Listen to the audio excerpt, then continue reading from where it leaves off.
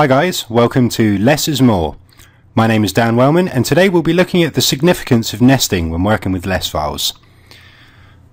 Just as a reminder, we are converting a standard CSS file into less, and the CSS file came from a template, and the template will generate something like this. So we've already been through and added some variables that add these various shades of blue to different elements, and we've been using an application called Crunch, so we'll continue to use that throughout the series. Now, one huge area of duplication when writing CSS is in the selectors that we choose to use.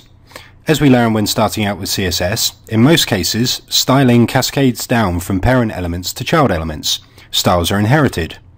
We can use this cascade to our advantage and apply styling to elements based on which elements they sit within in the DOM, which is useful but easily and often abused. Another basic but very essential less feature is that of nesting. In regular CSS, nesting selectors inside other selectors has no effect. So if we were to naively try and do something like this,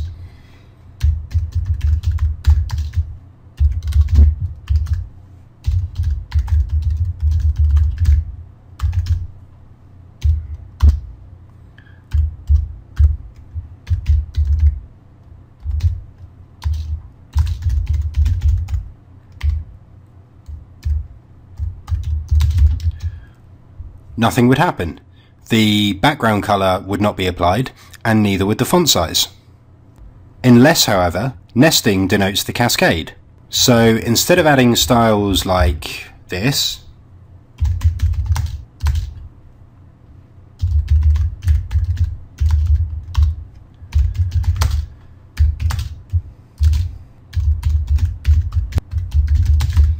instead of having to do that and having to start each of our selectors with the word header, we can instead use nesting.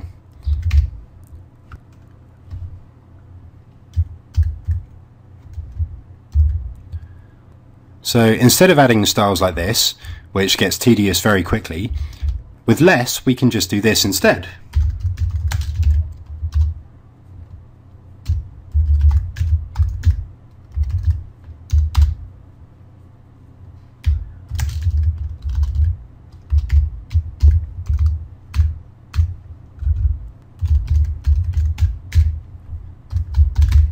So now we've only written the header once, but when we compile it and check the CSS output,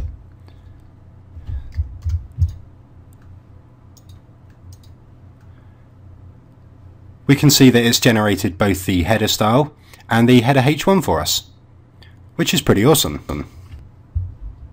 It's much less to type, so there's much less repetition, and it's much more dry.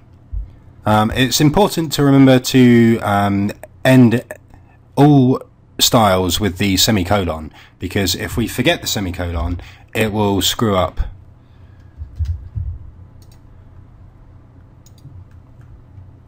So yeah, that's not good at all.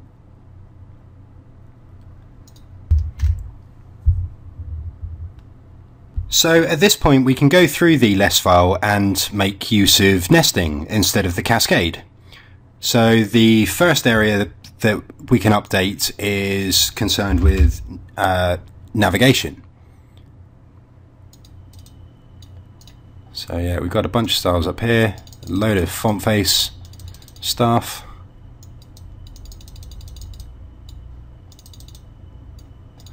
And then we've got lots of duplication here, so let's just fix that. So we can add all of this code in here.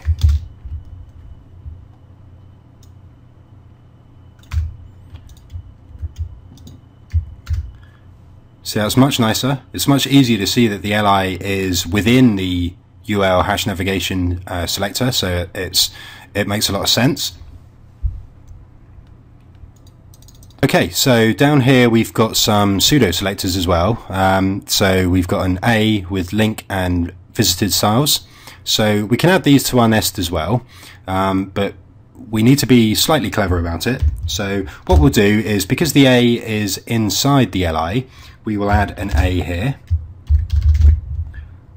Now the link and visited pseudo selectors, we're going to add them to the A nest here, but we don't want them to be child selectors, we want them to be concatenated. So what we can do in less is to start them off with the AND sign instead.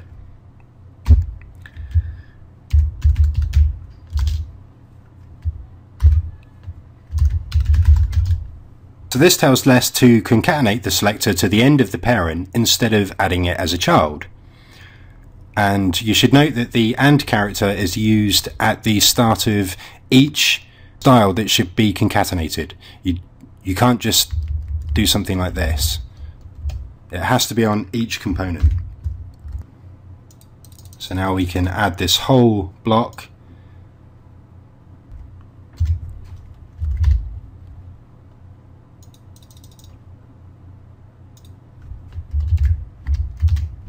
Here, like that.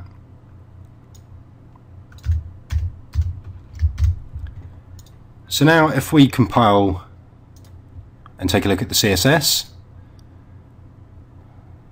yeah, that's come out exactly as we wanted.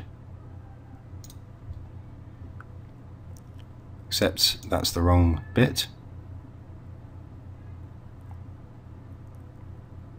Yeah, so that's come out exactly as we wanted. We just didn't have to write all that. So that's much better. So we can now go through the file and we can use nesting. There's some more here, so what we'll do, we can add the hover and the active class as well. And really we want these to be at the same level because they're still going to be concatenated onto the A, so we don't need to nest them inside here. So we can just put them down here. So we'll grab the hover and we'll grab the active class as well. And don't forget we need to start with an ampersand against each selector.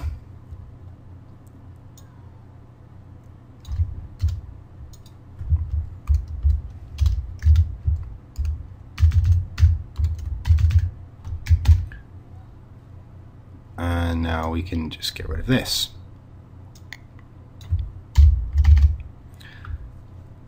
Okay, so if you've come from a coding background, then I'm sure that this nesting and the indentation will make perfect sense.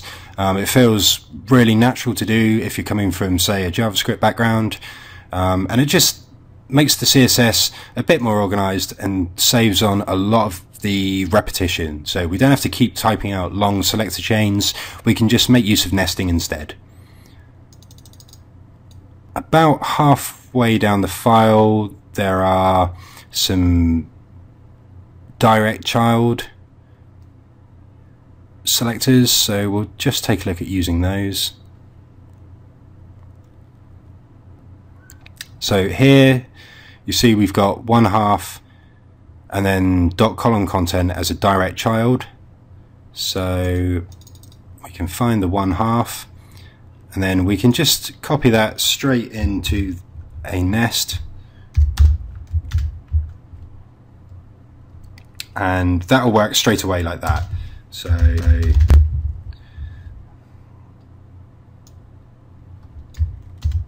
we don't need to escape the angle bracket, that'll just work straight away. We don't need to use the AND symbol or anything.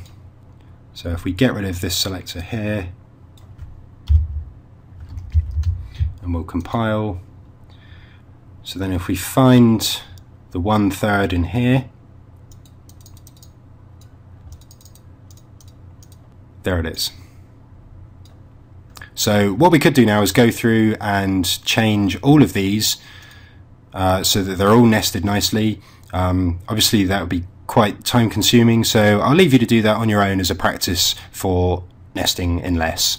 So in this part we looked at how we can use nesting instead of the cascade directly in order to denote inheritance.